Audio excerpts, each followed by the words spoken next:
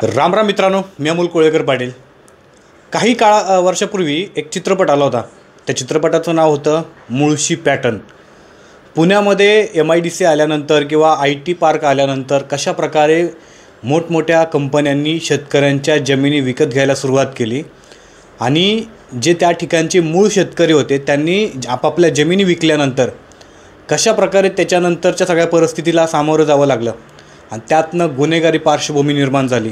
कशा प्रकारे गुन्हेगार तयार झाले, म्हणजे एकेकाळी शेतामध्ये राबणारी पोरं, शेतकऱ्यांची पोरं शेती विकल्यानंतर पैशासाठी गुन्हेगार झाले आणि मग त्याच गुन्हेगारींनी एकमेकांचे मुर्दे पाडायला चालू केले. आता तुम्ही म्हणाल की मुळशी पॅटर्न पिक्चर येऊन तर बरेच दिवस झाले.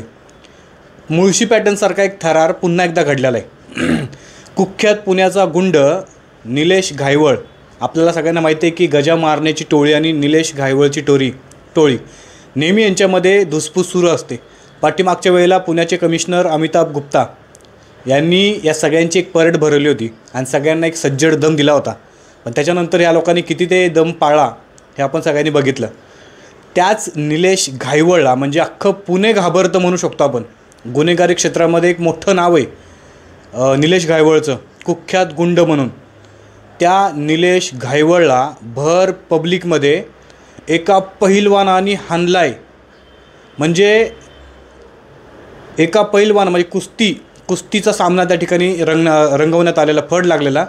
एका गावची जत्रा होती आणि त्या गावच्या जत्रेमध्ये निलेश घायवळ गेला होता कुस्ती बघण्यासाठी.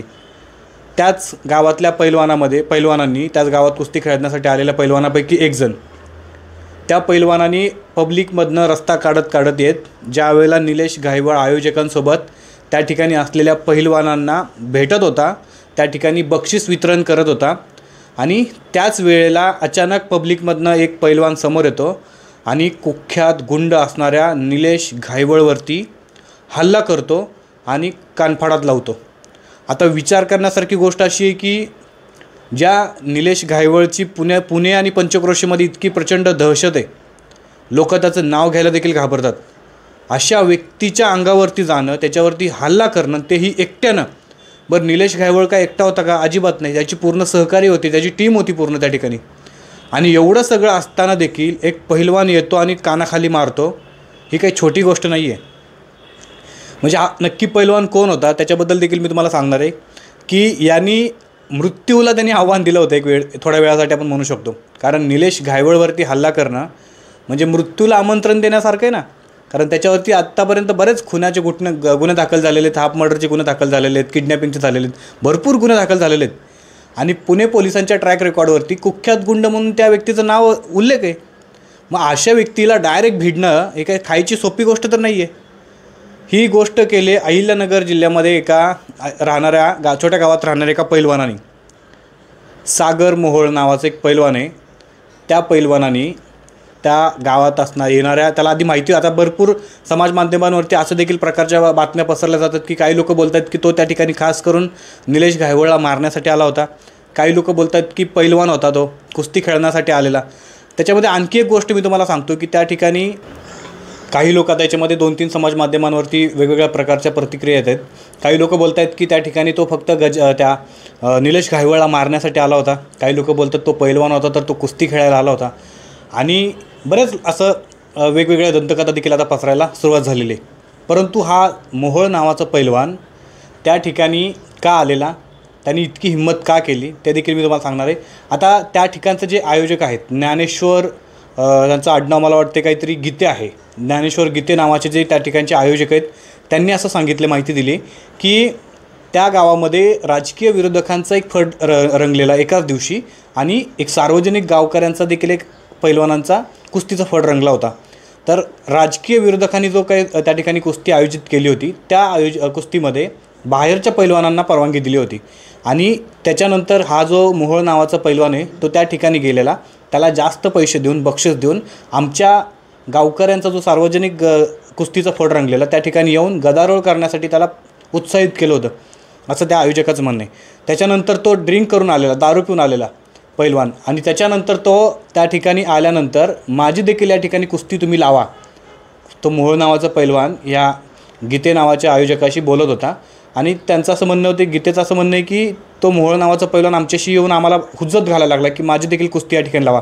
पण आमच्या सर्व कुस्त्या ह्या पूर्वनियोजित असल्या कारणामुळे आम्ही त्याची काही कुस्ती त्या ठिकाणी लावली नाही. त्याच वेळेला निलेश घायवळ त्याच्या सगळ्या साथीदारांसोबत वेगवेगळ्या पैलवानांना भेटत होता आणि भेटत असल्यामुळे भेटून त्या ठिकाणी जे पैलवान जिंकलेत त्या पैलवानांना, छोट्या पैलवानांना त्या ठिकाणी जे काही बक्षीस असेल ते बक्षीस त्या ठिकाणी देत होता. तेवढ्या वेळामध्ये हा आला, मोहोळ नावाचा पैलवान त्या ठिकाणी आला आणि त्याच्यानंतर ह्या दोघांमध्ये बाचाबाची झाली, मारहाण झाली नाही असं ज्ञानेश्वर गीते यांचं म्हणणं आहे.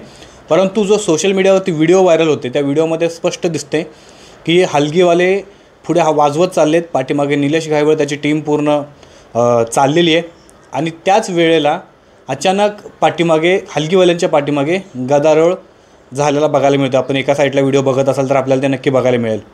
आणि याच गदारोळामध्ये त्या मोहोळ नावाच्या पैलवानांनी सरळ निलेश घायवळ याच्या कानाखाली लावलेली आहे. आता हा त्याच्यानंतर तिथून फरार झाला. काही माध्यमं बोलतात की त्यानंतर त्या ठिकाणी त्या निलेश घायवळच्या सगळ्या साथीदाराकडनं त्या पैलवानाला बेदम चोपला, मारला त्या ठिकाणी. पण त्याच्यानंतर तो फरार झाला, पोलीस त्याचा शोध घेतात वगैरे काय बोलतात.